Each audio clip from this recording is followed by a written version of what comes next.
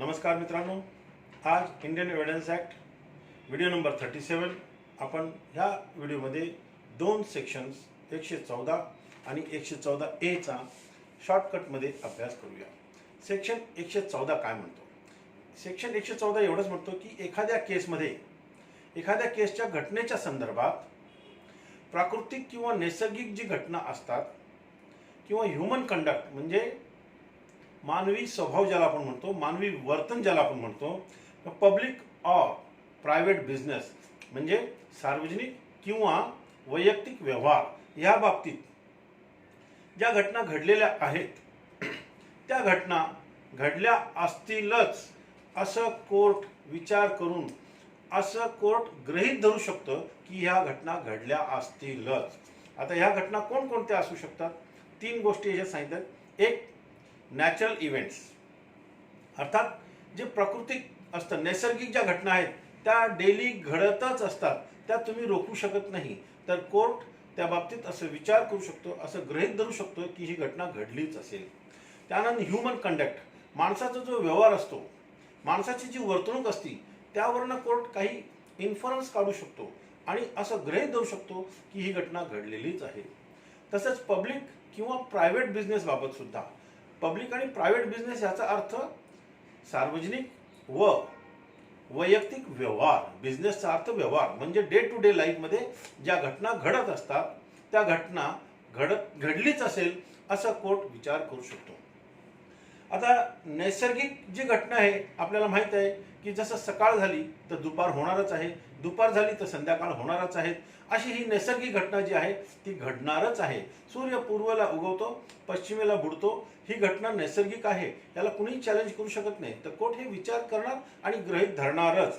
त्यानंतर human conduct. Human conduct काय आहे त्याच्या बाबतीत जर आपल्याला एक एक्झाम्पल द्यायचं झाला की एखाद्या व्यक्तीच्या ताब्यामध्ये चोरीची वस्तू आहे, तर कोर्ट असं विचार करू शकतो की ह्या व्यक्तीच्या ताब्यामध्ये ही चोरीची वस्तू का आहे.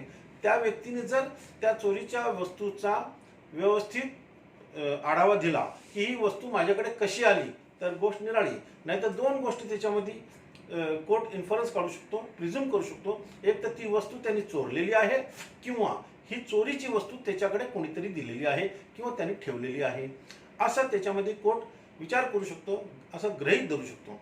त्यानंतर सार्वजनिक किंवा वैयक्तिक जे व्यवहार असतात, उदाहरण द्यायचं जर झालं, एखाद्या व्यक्तीने जर समजा एखादं पत्र पोस्टात रजिस्टर्ड करून एकदम बरोबर पत्त्यावर व्यक्तीला पाठवलं, तर ते पत्र 2, 3, 4 दिवसात का होईना, 5 दिवसात का होईना त्या व्यक्तीला मिळालंच असेल असं कोर्ट विचार करू शकतो. तसंच बिझनेस असतो, एखादा प्रायव्हेट बिझनेस असतो, त्याच्यामध्ये जे पैशांची घेवाणदेवाण असतात, त्याच्यामध्ये ते पुस्तकामध्ये जे काही लिहित असतात, नोटबुकमध्ये जे काही लिहित असतात ते डेलीच्या डेली लिहित असतात, तर ती त्या व्यक्तीच्या बाबतीत पब्लिक किंवा प्रायव्हेट बिझनेस म्हणजे त्याचा जो वैयक्तिक व्यवहार आहे त्या बाबतीत ती घटना घडलीच असेल असं कोर्ट विचार करू शकतो.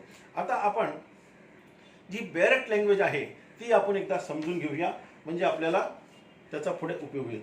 या सेक्शनचा त्या मानाने आपल्याला प्रॅक्टिसच्या दृष्टीने खूप उपयोग होत असतो. मित्रांनो, ज्या वेळेला आपण कोर्टामध्ये ॲडव्हर्स इन्फरन्स काढायला कोर्टाला विनंती करतो की बाबा हे असं झालेलं आहे, ॲडव्हर्स इन्फरन्स काढावा, तर ॲडव्हर्स इन्फरन्स काढण्याची जी सेक्शनची तरतूद आहे ती ह्या सेक्शनमध्ये आहे, 114 मध्ये.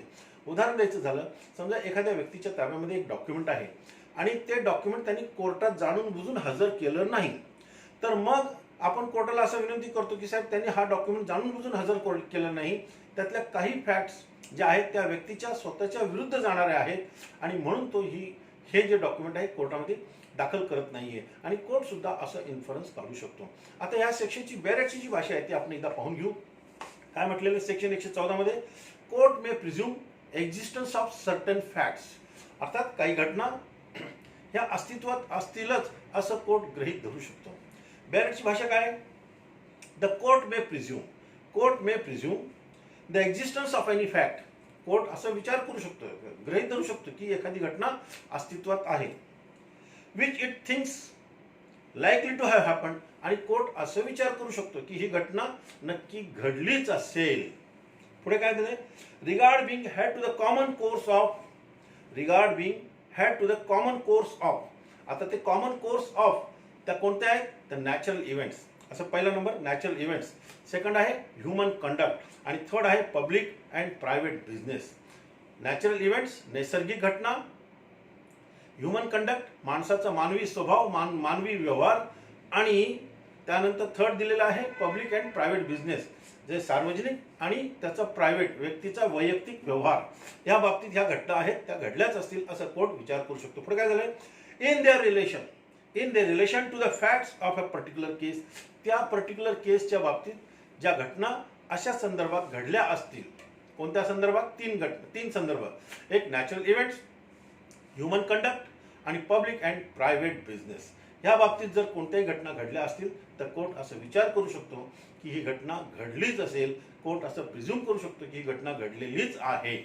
आता मित्रांनो, आपण ह्या सेक्शनच्या खाली काही इलुस्ट्रेशन दिलेले आहेत, त्यातले ठराविक इलुस्ट्रेशन्स मी आपल्याला घेतो म्हणजे आपलं पिक्चर क्लिअर होईल.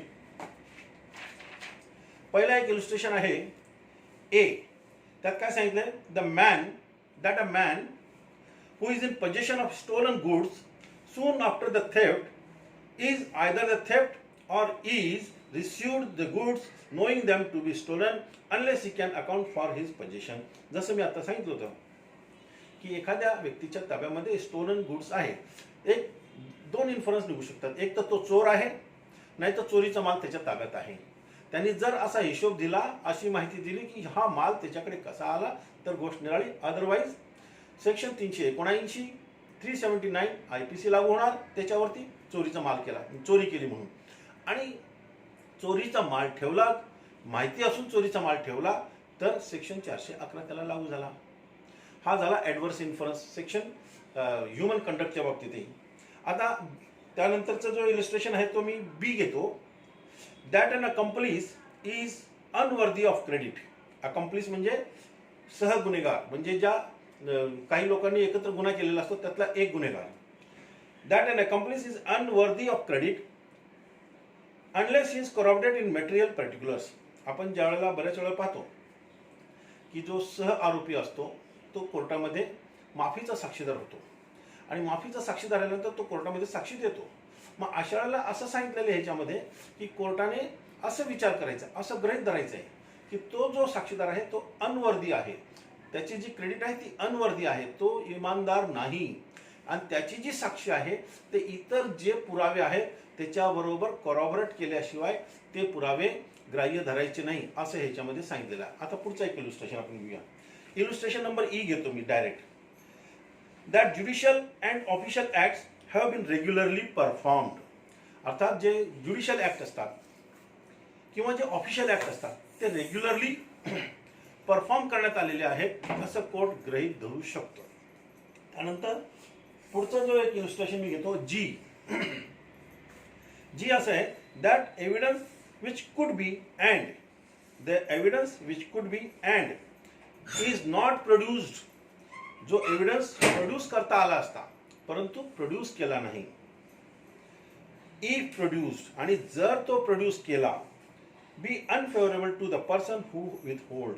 म्हणजे एखादा पुरावा जो कोर्टात देण्यासारखा होता पण दिला नाही, आणि जर तो पुरावा दिला असता तर तो त्याच्या विरुद्ध गेला असता असं ह्याच्यामध्ये सांगितलेलं आहे. म्हणजेच कोर्ट असं प्रिझम्पशन काढू शकतो, असं गृहीत धरू शकतो की त्यांनी हा पुरावा जाणून बिजून दिलेला नाही आणि हा पुरावा कोर्टात देता आला असता पण तो दिला गेला नाही म्हणून तो त्याच्या विरुद्धच जाणार आहे असं कोर्ट विचार करू शकतो, गृहीत धरू शकतो. त्यानंतर आता आपण इलुस्ट्रेशन नंबर एच घेऊया. इलुस्ट्रेशन एच काय म्हणतोय, that if a man refuses to answer. तो व्यक्ती, एखादा माणूस जो आहे तो आन्सर देण्यास रिफ्यूज करत आहे. Refuses a man to answer a question which he is not compelled. आणि असा आन्सर देण्यासाठी त्याला कंपेल केलेलं नाही की तू उत्तर द्यायलाच पाहिजे. टू आन्सर बाय लॉ, आणि कायद्याने त्याला असं कंपेल केलं नाही की तू हा उत्तर दिलाच पाहिजे. परंतु पुढे काय म्हटलंय, द आन्सर इफ गिवन, आणि असा जर उत्तर त्याने दिला, वुड बी अनफेवरेबल टू हिम, आणि असा जर उत्तर त्याने दिला तर तो त्याच्या विरुद्ध जाईल, त्याला अनफेवरेबल होईल. अगदी सिंपल मध्ये असं सांगितलेलं आहे की एखाद्या व्यक्तीला प्रश्नाचं उत्तर देण्यास सांगितलेलं आहे आणि ते कायद्याने त्याच्यावरती जबरदस्ती केली नाही, त्याला असं सांगितलं नाही की त्याचं उत्तर दे, परंतु जर त्याने तो उत्तर दिला तर तो त्याच्या विरुद्ध जाईल आणि म्हणून तो उत्तर देत नाही, असं त्याचा अर्थ आहे. आणि कोर्ट मग प्रिझ्युम करू शकतो की हा तो आन्सर का देत नाही, कारण ते उत्तर त्याच्या विरुद्ध जाणार आहे. मित्रांनो, आता जे इलस्ट्रेशन आपण घेतले, हे इलस्ट्रेशन आपल्याला सेक्शन 114 समजण्यापुरतं खूप चांगले आहे आणि योग्य आहेत. यानंतर मित्रांनो आपण 114A घेऊया. 114A जो आहे तो रेपच्या संदर्भात आहे.